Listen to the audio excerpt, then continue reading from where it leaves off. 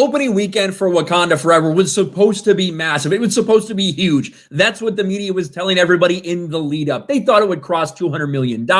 They predicted that it would even beat the original Black Panther at $202 million domestically. And unfortunately for that opening weekend, unfortunately for Marvel, that simply wasn't the case. $181 million at the very bottom of the box office projections. Big disappointment. They were looking forward to that second weekend. So what happened for the second weekend? The mainstream media came out and told people exactly the same thing that they had been telling them before. Oh, it's going to be incredible. It's going to have a great hold. Look at this. Wakanda Forever to dominate box office again with 72 million plus. And in fact, they were saying 72 to $80 million, that it could touch $80 million in its second weekend. It's going to be about a 55% drop off. That's great for a Marvel movie. That's the kind of messaging that was around the second weekend. Well, the second weekend is now here. We have official estimates, and it looks a little bit different, doesn't it?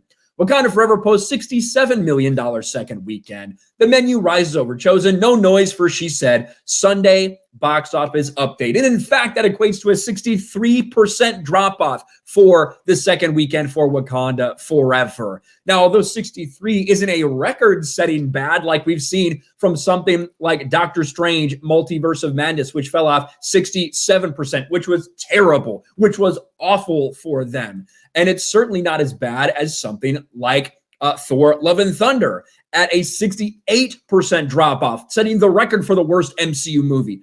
Anything under 60% is pretty damn bad at this point for the MCU, and that's where Black Panther Wakanda Forever is sitting at 63%. Of course, domestically, this is now performing similarly to what we saw from Multiverse of Madness.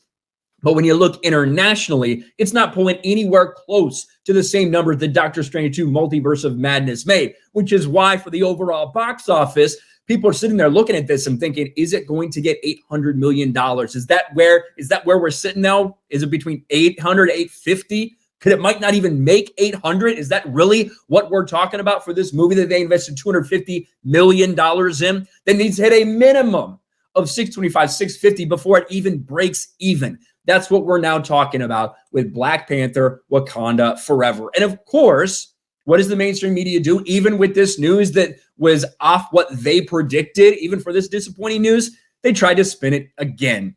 That's not necessarily something to get worried about, however, as sources keep telling me that Pic's running time is what's slowing it down a bit. At the same time, that second weekend slightly ahead of Black Adam's $67 million opening weekend. On the bright side, it's Thanksgiving week. And if people aren't seeing Wakanda Forever this weekend, then they're making an appointment to see it sometime this week, hands down. That's such a weird statement to make in what should just be a news-based article.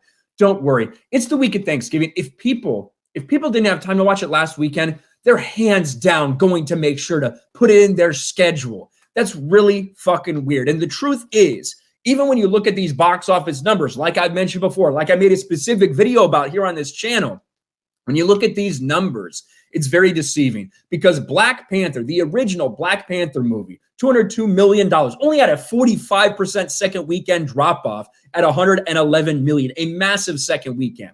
But when you just look at that opening weekend, 22.4 million people went to see Black Panther back in 2018 based on average ticket prices. 22.4 million.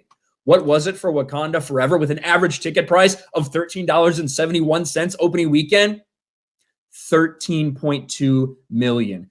Over 40% drop off in terms of audience size. Nearly half the audience has walked away from the MCU for this movie. That is terrible news. And no amount of spin of the box office, no amount of saying, oh, it's 63% drop. That's actually pretty good, even though if that had happened any time before we saw these last couple movies, people would be freaking the fuck out before we had these record all-time low drop-offs.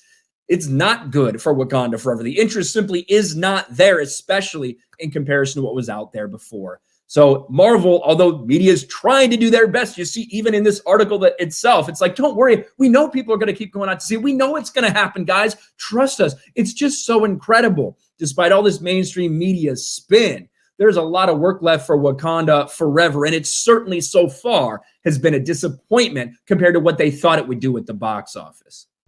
Thanks for watching, everyone, and a huge shout out to my patrons. I appreciate you guys so much. Want to follow me on Twitter or Instagram? Check out the description below. You'll find links to my P.O. box and my Patreon as well. And I'll talk to you guys later.